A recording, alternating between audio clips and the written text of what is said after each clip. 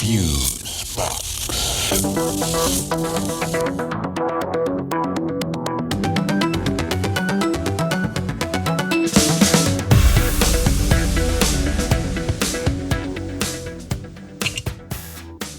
Okay, this is Fusebox, number 165, Fraudian Slip. And you may have flimmed when you should have flammed. Yeah, bad choice. Did you get your falsified documents at Sidney's House of Grift? Yes, but I got the secret documents. This proved everything. Hugo Chavez was working with the giant, disembodied head of Bill Clinton, and then they were eating all of the... Uh-oh. Piano.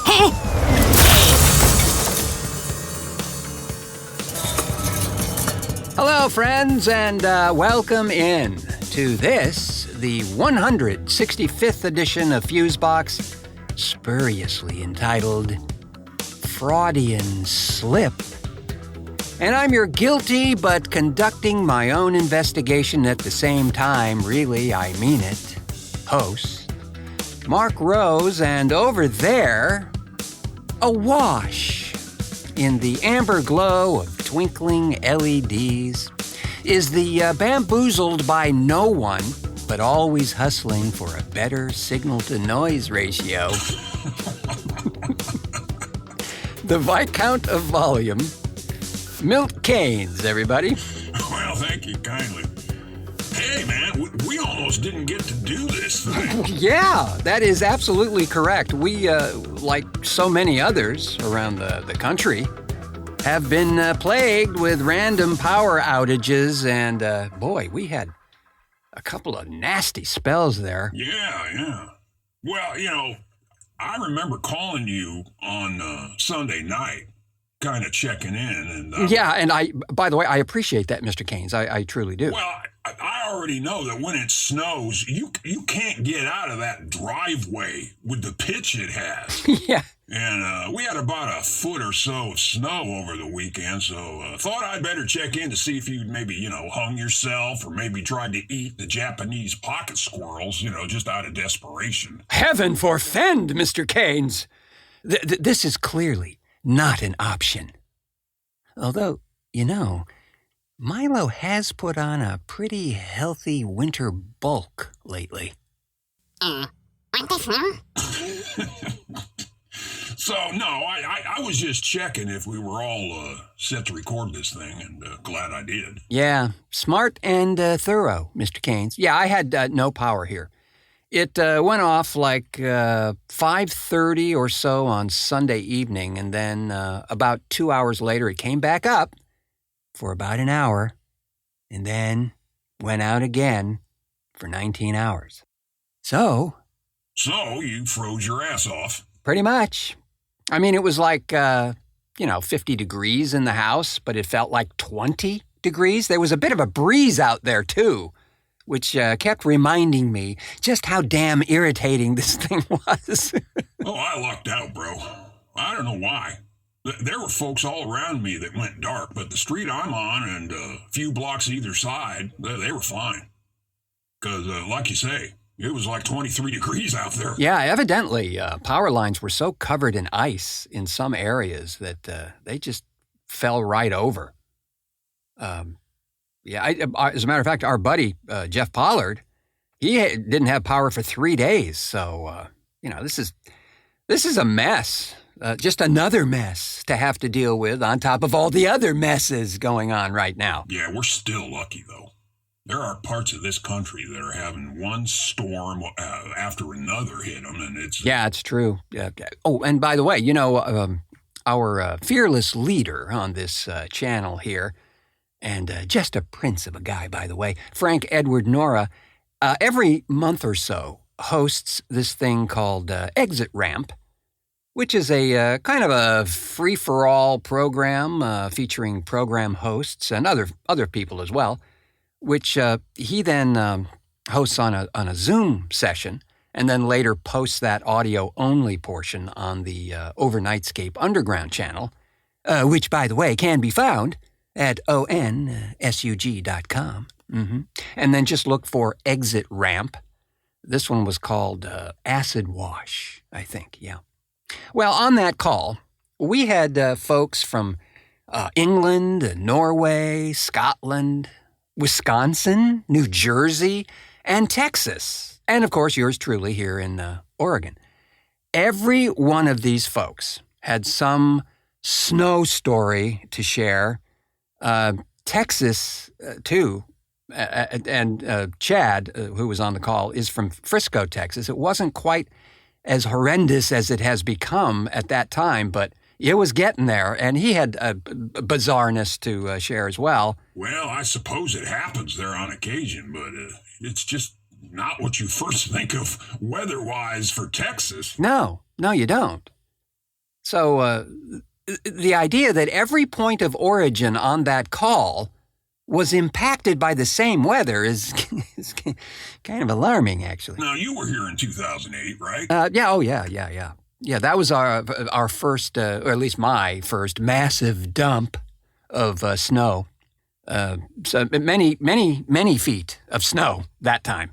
As a matter of fact, I couldn't see out of the window upstairs. Upstairs? Yeah. Well, you see, that window has a little, like a covered roof just under it. Oh, yeah. Okay. Yeah. So it was piled all the way up from that secondary roof to the main roof line. It was like living in an igloo. So there you go. Some things are normalizing. How so? Well, we just spent 4 minutes on the weather. I'll take that as a good sign, as a very good sign. Yeah, it feels good. From the land of sky blue waters to you. TheFuseboxShow.com. Well, I suppose we should say something about this recent historic second impeachment proceeding. Yeah, it was a turd circus. Well, yeah, and I gotta say, I wasn't surprised by the outcome. That was almost a foregone conclusion.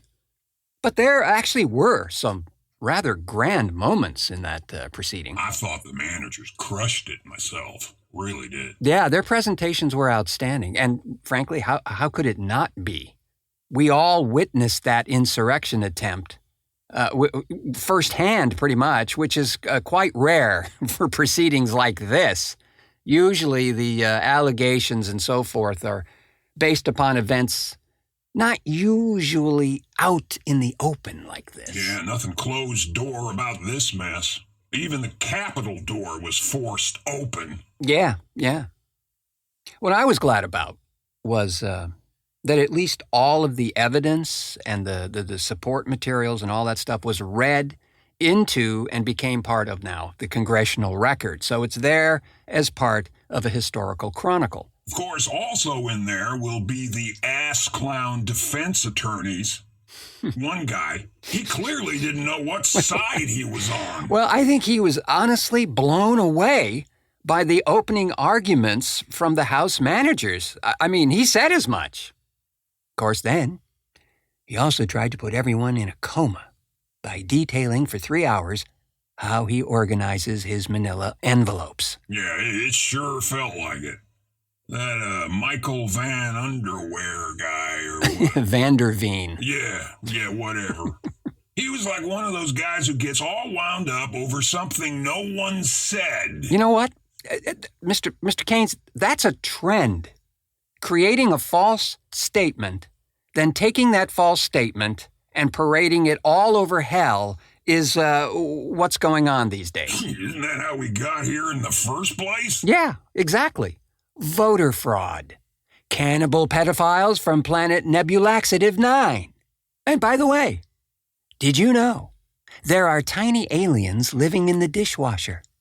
And at night, when you're sleeping, they carefully sneak out of the dishwasher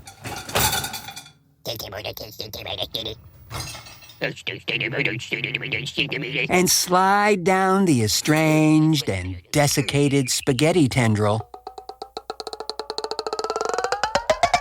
and then commence to eat all your cereal.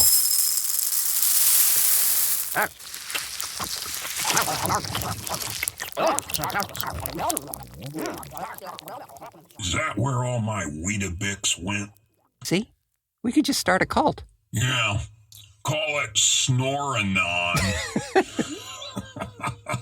Well, they come out when you're sleeping, right? Well, you know what? I just hope we haven't created an inspiration for someone. Seriously, though, the trend to make some outlandish claim, then sell the hell out of it on these news shows is becoming a regular thing. Defense attorney David Schoen is doing it with what he calls, quote, doctored images of the insurrection. Somehow, he's claiming that photos used in the manager's presentation were altered. What? Is this more of their alternative facts? Well, yeah, kind of like that. Well, actually, you know what? It's really all they had. I mean, they could only stand on process arguments and just hope the vote count goes the way we all pretty much knew it would anyway. Well, that really was a bit interesting there. I mean, 57 to 43. If this had been like a simple majority vote thing, the case would have been a slam dunk. Yeah. But as we know, in proceedings such as this, even though they had more votes, they didn't have the 67 votes they needed to convict here. I'll tell you another thing, too. If they had convicted this guy, he would have used that. He'd become a martyr. Well, there is that. In a way, he still could use the outcome either way, to wrap himself in the martyr thing. Well, of course, there are the state's legal challenges. Yep. A bunch of those pending. And one really interesting challenge from Representative Bennie Thompson from Mississippi. He has filed a lawsuit in combination with the NAACP against former President Orange Guy, Rudy Giuliani, and two far-right groups, the Proud Boys and the Oath Keepers, for allegedly conspiring to incite the deadly violence on January 6th at the U.S. Capitol. Well, can he do that? Well, now here's the thing. It's filed on the basis of a little-known anymore, I suppose, violation stemming from the 1871 Ku Klux Klan Act by trying to interfere in Congress' certification of the Electoral College count. Apparently, this legislation back in 1871 was part of a series of enforcement acts at the time intended to protect the enfranchisement of black citizens from violence and intimidation. Well, if the hood fits. And I think we know. It's a perfect fit. Saw what you did there. Yeah. I think in time that reference will be lost to obscurity. Let's hope you're right. Well, right here, this is a bit of icky news. Mark Zuckerberg is wearing the insect on the outside now? Wasn't he? No, this comes from the, oh no, not another disgusting white guy trying to fondle people who don't want to be fondled department. John Weaver, the co-founder of the Lincoln Project, this is a PAC that has done a lot of interesting anti-Republican ads coming from what is ostensibly a Republican group, I think. We even played one of their spots a few months back. Yeah, but it seems their track record in turning actual votes didn't really work, according to the stats I saw. They were funny a lot of the time, though. Yeah, I've heard that too. Yeah. Well, seems Mr. Weaver is embroiled in a bunch of sexual harassment claims from both current and past members of the group.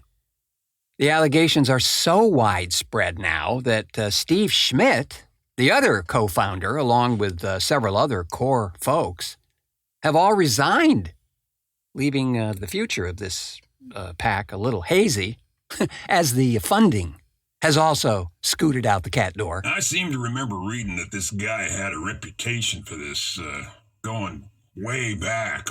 But again, everybody just sort of clammed up and looked the other way. Yeah, how many times have we seen that? Yeah. Well, he did indeed have the reputation for these shenanigans, and this time it just collapsed under its own ponderous and stunctious weight.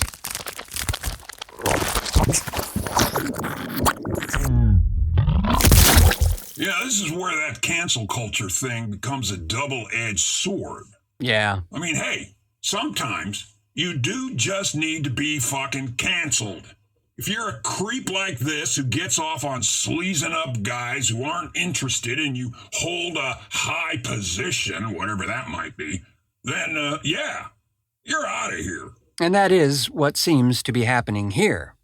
As I mentioned before, this guy's rep goes back a long, long while. And one thing is for sure, these days, eventually all the sordid little nasties you've been hiding in your woodshed are all coming out to say hi. And you know, there's just bound to be someone with a camera and an Insta-tweet book account to share the joy with everybody. This is true. No word on how they will endeavor to rebrand themselves to get distance from this mess. Speaking of canceling folks, how about all the censoring going on with certain Republicans who voted to convict Trump? That and hey, did you happen to see this? The letter that Representative Adam Kitzinger got from his family? Yeah, I don't think so. I missed that one. Oh man. Well, Representative Kitzinger got a note from Mom, and evidently 11 family members detailing how horribly disappointed the whole family was, stating, quote, "Oh my, what a disappointment you are to us and to God," end quote. Disappointed, of course, that he voted to convict the orange guy. It went on for 2 pages of crap like that. Oh, well, pardon me, Mom. I'm just trying to stay alive when the halls of Congress are filled with lunatics carrying baseball bats and tasers. We're just so shocked and saddened that you wouldn't support this racist cheeseball that I guess we're going to have to disown you. Really? Well, yeah. Yikes. You know, this kind of family pressure. Now, if it were me and those family members were putting forth this kind of fetid cheese spread, well, the holidays would have just gotten a whole lot simpler. You know, a lot quieter, too. Goodbye, and good luck. Well, he's not the only one either. Senators Burr and Cassidy were both censured, and it looks like they want to go after Romney, Collins, and Toomey, too. Some kind of mutant brain fungus has obviously taken control of them. Defending this would-be despot is just unthinkable. Well, these idiots are doing a lot of thinking about it. Oh, and remember, on March 4th, Trump gets back in, of course. Oh, that's right. Yeah, I've heard the alternative facts about this. In case you're not aware, friends, the QAnon followers now believe, as the same as the sovereign citizen movement does, this is a group of people who believe they are not governed by the same laws as everyone else, like, gravity. So, they believe that a law enacted in 1871, there's that year again, secretly turned the U.S. into a corporation and did away with the American government of the Founding Fathers. QAnon followers believe that Orange Guy will become the president of the original republic and not the corporation that they believe the 1871 Act created. Yeah, because that date would be March 4th. Christ on a cracker. I mean, what happens when that day comes and goes? As it, of course, will. Then, I'm sure they'll move it to the 2nd April of the year, known as Ass Hatters Month. And, of course, then the Lizard God and his minions will rise from the oceans of East Tuberia, bringing the plague of 10,000 rancid moon pies to the lands of the great unwashed. And lo, there shall come a stinking swell of meganauts and infowarazoids, and they shall clatter about.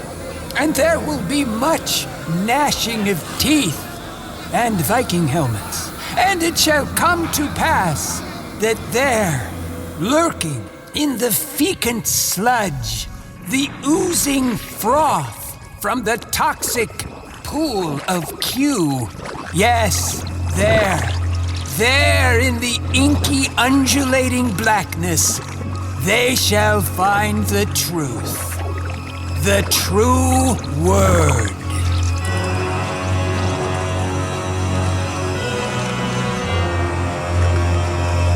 And a bill for the damages to the Capitol. Yeah, pretty much. Yes, and with that bombastic and befuddling blandishment, we'll call it a show, but not before thanking our contributor to this edition of the program, Sam A. Mowry, for ID-mentation of biblical proportions. Thanks as always to a guy who never flims when he could flam, the Emperor of EQ, Milk Canes for technical assistance, and so forth and so on. A true slice. Oh, and watch out for falling casinos. That's right. I forgot. The Trump Casino has officially fallen to rubble by demolition crews. Took that piece of shit out in 20 seconds. Good thing, too, as it was kind of flaking off and falling apart and hurting people for years. So yeah, good riddance. Kind of poetic, isn't it? Usually, would-be despots that are once deposed have their statues or their paintings destroyed or something. This guy? Well, we're just going to take his failed casino, which, by the way, he claimed as a big success during his campaign. Is now, of course, so much rubble.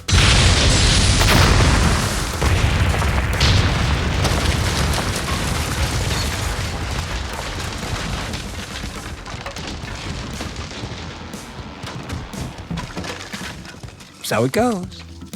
And thanks to you, friends, for pushing play on this edition of the program. We do so much appreciate that, and as I frequently suggest, please subscribe to this humble offering at wherever you have found it, be it Apple Podcasts, Google or Amazon Podcasts, iHeartRadio, Stitcher, or the very luxurious OnSug itself at onsug.com.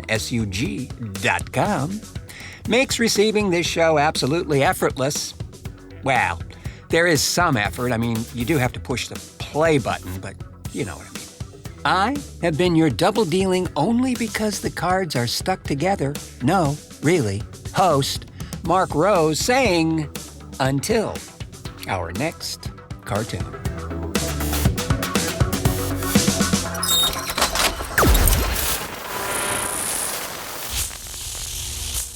Fusebox.